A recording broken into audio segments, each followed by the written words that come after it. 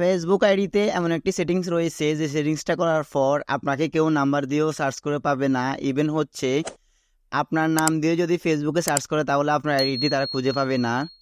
তো এই সেটিংসটা যদি আপনারা মনে করেন আপনার প্রয়োজন, তাহলে আজকের এই ভিডিওটা আপনার জন্য। কেননা আজকের এই ভিডিওতে আমি আপনাদেরকে দেখিয়ে দিব কীভাবে আপনারা এই সেটিংসটা করবেন এবং হচ্ছে আপনারা এই অপশনগুলো অফ রেখে আপনাকে যাতে করে কেউ ফেসবুকে সার্চ করে না পায় সেই অপশনটা আপনারা অফ করে রাখতে পারবেন।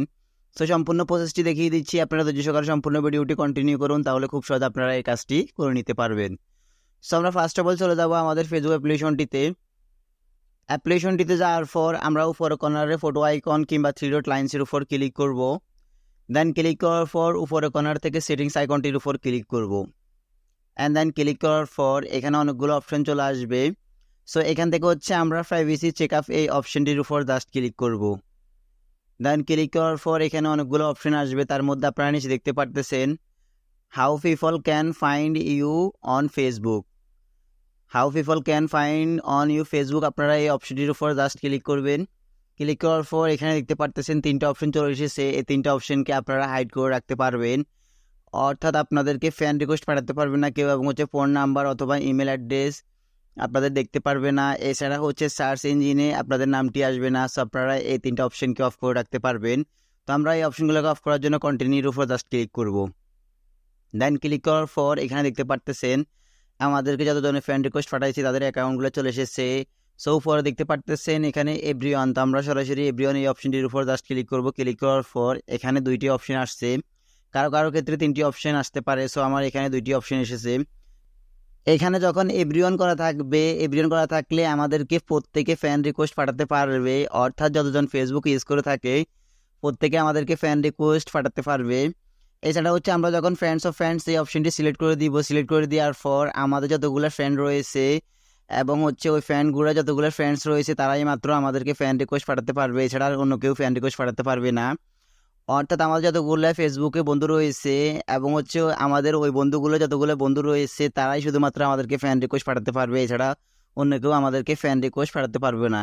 তো আমি এখান থেকে এভরিওয়ান করে দিচ্ছি। দেন হচ্ছে এভরিওয়ান করে দেওয়ার পর এখান থেকে হচ্ছে এখন আমি নেক্সট আইকনটির উপর জাস্ট ক্লিক করতেছি।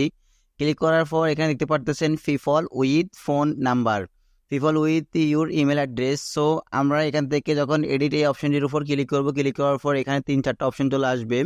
সো এখান থেকে হচ্ছে আমাদেরকে নাম্বার দিয়ে কে কে সার্চ করে পাবে তাদেরকে আমরা সিলেক্ট করতে পারবো। প্রথমত হচ্ছে পসিবল কানেকশন। সো এখানে যখন এই অপশনটি থাকবে তখন আমাদেরকে নাম্বার দিয়ে প্রত্যেকে সার্চ করে পাবে। এছাড়া হচ্ছে যখন ফ্রেন্ডস অফ ফ্রেন্ডস এই অপশনটি সিলেক্ট করে দিব, সিলেক্ট করে দেওয়ার পর শুধুমাত্র আমাদেরকে আমাদের বন্ধুরাই সার্চ করে পাবে। এছাড়া হচ্ছে যখন ফ্রেন্ডস দিয়ে সিলেক্ট করে দিব, ফ্রেন্ডস সিলেক্ট করে দেওয়ার পর এখানে শুধুমাত্র আমাদের বন্ধুরাই আমাদেরকে নাম্বার দিয়ে সার্চ করতে পারবে। এছাড়া হচ্ছে নো অন করে দিলে কেউ আমাদেরকে নাম্বার দিয়ে সার্চ করে পাবে না। সো আমি এখান থেকে পসিবল কানেকশন এই অপশনটির উপর ক্লিক করে দিয়ে আমি রেখে দিচ্ছি।